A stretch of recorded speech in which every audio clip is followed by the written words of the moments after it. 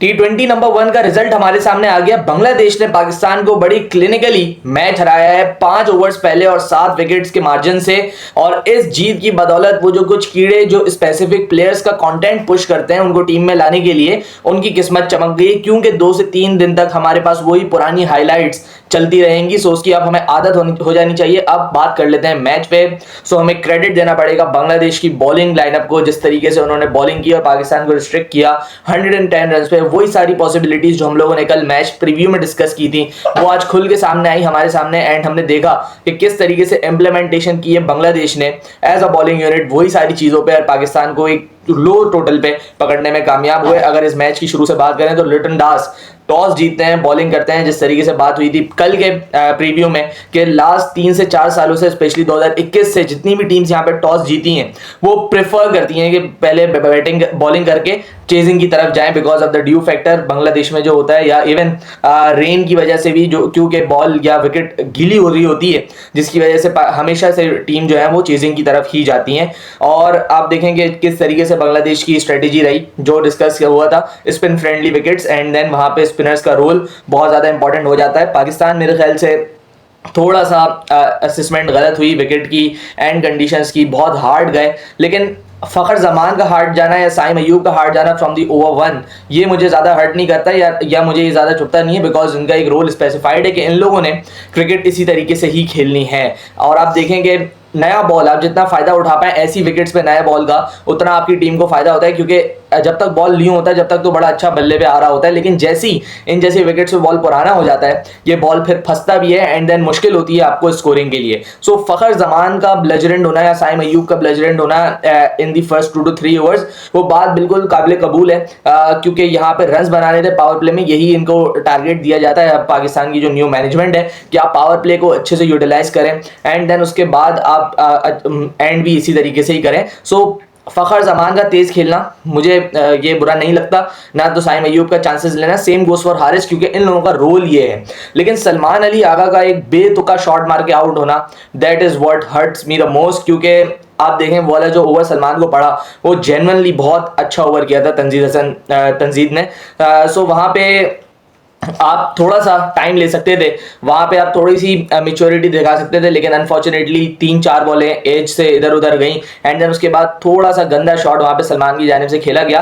अगर हम लोग बांग्लादेश की बैटिंग देखें तो वहां पे भी उन लोगों ने बहुत टाइम लेके मेच्योरिटी के साथ बैटिंग की एंड वही जरूरत थी। कल भी हमने यही बात की, जहां पे पिचेस मुश्किल होंगी वहां पे सलमान अली आगा का रोल बहुत ज्यादा इंपॉर्टेंट हो जाएगा, क्योंकि बाकी के आप जितने भी प्लेयर्स देख लें, बाकी के प्लेयर्स वन डायमेंशनल प्लेयर्स हैं जो कि तेज खेलना जानते हैं, लेकिन सलमान अली आगा इस टीम में हमें जानना पड़ेगा कि वो एज एन एंकर इस टीम में है, एज अ कैप्टन जिम्मेदारी लेनी पड़ेगी। फखर जमान के साथ वहां पे लंबा जाना चाहिए था, सलमान को गंदी शॉट मार के आउट हुए। सबसे बड़ा अफसोस ये है, आप देखें बॉल अच्छा पड़ जाए या कुछ आप रन आउट हो जाए या कोई बहुत एक्स्ट्राऑर्डिनरी कैच ले ले तो बुरा नहीं लगता, बट अगर आप इतनी गंदी शॉट मार के आउट हो तो जनरली बहुत बुरा लगता है। And same goes for Hasan Nawaz, बिल्कुल उसी के अगले ओवर में ही मुस्तफिजुर रहमान को क्रॉस बैटेड शॉट एक स्लो विकेट पे कुछ तुक नहीं बनती और वो मारते हुए आउट हुए। हसन नवाज मैं समझता हूँ कि पिछले 3-4 महीनों में बहुत इंप्रूव प्लेयर है, ये मैं एक्सपेक्ट नहीं कर रहा था हसन से। मैं समझ रहा था कि हसन नवाज मैच्योरली इस बारी को लेके चलेगा, स्पेशली व्हेन जब आपके 3 आउट हो जाएं पावर प्ले के अंदर अंदर ही। सो मेरा ख्याल है जो बॉलर अच्छा है, जो बॉलर वहां पे विकेट्स लेता है, जो बॉलर बड़ी बड़ी टीमों को तंग करके रखता है, उसको एटलीस्ट आपको रिस्पेक्ट देनी चाहिए थी। And Mustafizur Rahman is one of that bowler जो कि तंग करता है इन जैसी विकेट्स पे, क्योंकि उसके पास बहुत अच्छा कटर है, बहुत अच्छी वेरिएशन है मुस्तफिज के पास, और जो विकेट्स फंसती हैं जैसे शेर बांग्ला नेशनल स्टेडियम की विकेट आज बॉल को बहुत ज्यादा ग्रिप कर रही थी। सो इन जैसी विकेट्स पे वैसी क्रॉस मारना खतरे से खाली नहीं होता है, आप एक बहुत बड़ा रिस्क ले रहे होते हैं। एंड देन मुस्तफिजुर रहमान की जो स्पेशलिटी वो है भी off cutter. So on that off cutter आप अगर क्रॉस खेलने जाएंगे सो देयर इज 70% चांस कि आपका एज लग के आप थर्ड मैन पे कॉट हो जाए, और वही हुआ। फिर उसके बाद अगर हम लोग बांग्लादेश की बॉलिंग की तारीफ के अलावा भी पाकिस्तान की गंदी बैटिंग और गंदे डिसीजंस की बात करें, सो वो भी एक फैक्टर बना पाकिस्तान के 110 पे ऑल आउट होने का, बिकॉज एक इनिंग में 3 रन आउट अगर एक टीम के हों, सो फिर आप शायद कोप अप नहीं कर पाते, आप बड़ा टारगेट बिल्डअप नहीं कर पाते। एंड ऐसे फेजेस भी आए जहां पे हमें लगा कि पाकिस्तान यहां से एटलीस्ट 140 तक जा सकता है, जब अब्बास आफरीदी ने वो छक्के चौके मारना शुरू किए, खुशदिल शाह खेल रहे थे, लेकिन फिर हमने देखा कि अगले ही मोमेंट पे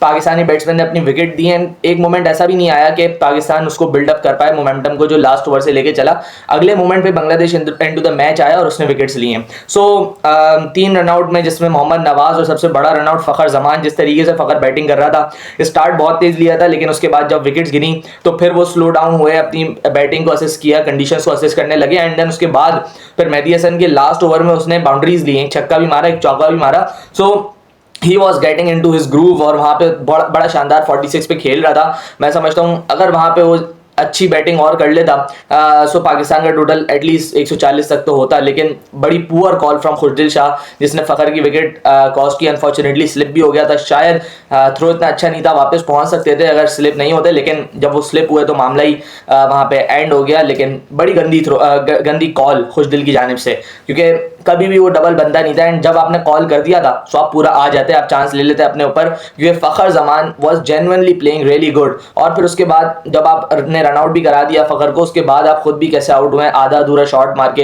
हाफ हार्टेड शॉट जिसको मैं बोलूंगा, डबल माइंडेड होके बल्ला रोक लिया आपने एंड उसके बाद आप आउट हो गए। मैं समझता हूँ वो बॉल भी मेरे ख्याल से विकेट में रुक के आया, जिसकी वजह से खुशदिल शाह पहले मारने गए, लेकिन उसके बाद बैट रुकने की वजह से सर्कल में कॉट आउट हो गए। लेकिन उसके बाद अगर आप देखें तो उसके बाद आपने मोहम्मद नवाज का भी रनआउट बड़ा क्रूशल था। वहां पे नवाज जैसा बैट्समैन शादाब खान की जगह अगर आए तो नवाज से हम लोग एक्सपेक्ट यही करते हैं कि वो पाकिस्तान को स्टेबिलिटी देंगे इन द मिडिल ऑर्डर, लेकिन वो भी रन आउट हुआ है। एंड इसकी वजह से पाकिस्तान की बैटिंग कभी भी स्टेबल चली नहीं उस हिसाब से, और रन इतने ज्यादा बने नहीं पाकिस्तान के।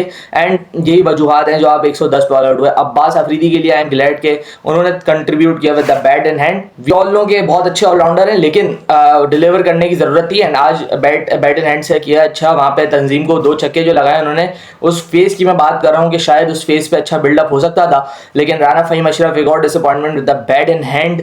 और फिर उसके बाद 3 बॉल पे 3 wicket, that sums up Pakistan performance with the bat. बड़ी पुअर परफॉर्मेंस, लेकिन अभी भी मैं ये एक्सपेक्ट करता हूँ कि पाकिस्तान अपनी गलतियों से सीख के सेकंड T20 आए में अच्छी बैटिंग करे, वहां पे अच्छा टारगेट लगाए एंड बांग्लादेश को चैलेंज करे। फिर उसके बाद अगर मैं बॉलिंग की बात करूँ तो जब आपके पास छोटा टारगेट होता है so margin for error is very very less. आपको हाफ अपॉर्चुनिटीज भी पकड़नी होती है अगर आपको 110 जैसा टोटल रोकना हो।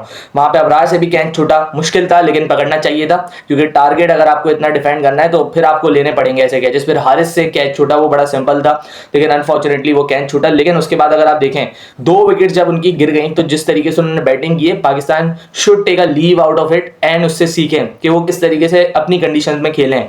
परवेज इमरान भी, तौहीद हिरेदौई भी, कोई अर्जेंटनेस नहीं दिखाई उन्होंने, बहुत सिंप्लीफाई करके अपनी बैटिंग की और सिंगल डबल पे ज्यादा एम्फेसाइज किया। बड़ी शॉट्स मारी, लेकिन जहां पे मोमेंट्स थे वहां पे मारी। स्पेशली परवेज इमरान ने जब 30 गेंदें ले ली उसके बाद जाके उन्होंने 3 छक्के मारे, जिसके बाद उन्होंने अपनी 50 मुकम्मल की। So he batted really really well and तारीफ करनी पड़ेगी, जहां पे ड्यू है तारीफ वहां पे बनती है, वहां पे करनी चाहिए आपको। एंड आपने देखा कि किस तरीके से उस पार्टनरशिप ने मैच साइड किया। सो पाकिस्तान को सीखना चाहिए ये सारी चीज़ें। हर जगह एक ही सॉर्ट ऑफ क्रिकेट नहीं चलती है, ये बात हमने कल भी की थी कि ये वाली विकेट्स वैसी नहीं है कि आप पहली बॉल से जाके घुमाना शुरू कर दें या पहली बॉल से जाके हिट एंड लेना शुरू कर दें। ये विकेट्स ऐसी हैं जहाँ पे आपको एडजस्ट करना पड़ेगा।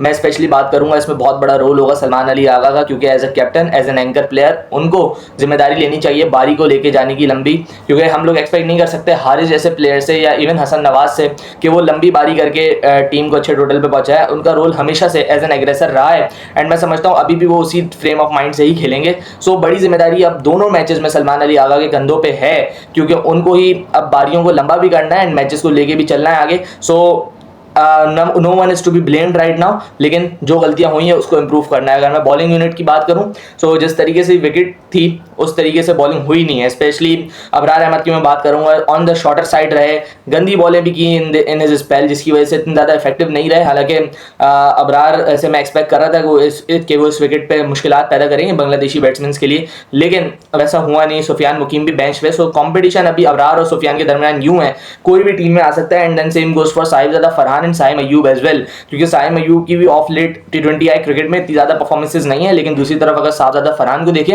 तो वो 2 मैचेस खेला है आफ्टर हिज रिटर्न, एक में 74 किया, एक में रन नहीं किए। सो ही इज अ प्लेयर जिसको आप कह सकते हो कि आप अंदर आ सकते हो। सो साइम अयूब के सर पे भी एक तलवार लटक रही है कि साहबजादा फरहान उनको कभी भी रिप्लेस कर सकते हैं। सो ये सारी चीज़ें देखने वाली हैं। मैं उम्मीद यही करूंगा कि पाकिस्तान जल्द अज जल्द इन जैसी कंडीशंस में एडजस्ट करे। विकेट का कोई बहाना होता नहीं है, आपको पूरी दुनिया में खेलना होता है, भले जितनी भी सीधी विकेट हो, भले जितनी भी मुश्किल विकेट हो। So Pakistan really needs to adjust, अपनी गलतियों पर काम करें, एंड मैं यही उम्मीद करूंगा कि अच्छा कमबैक करें इन दिस सीरीज एंड ये सीरीज जीतें। यहाँ से मिलते हैं किसी और वीडियो में, अपना ख्याल रखिएगा, अल्लाह हाफिज़।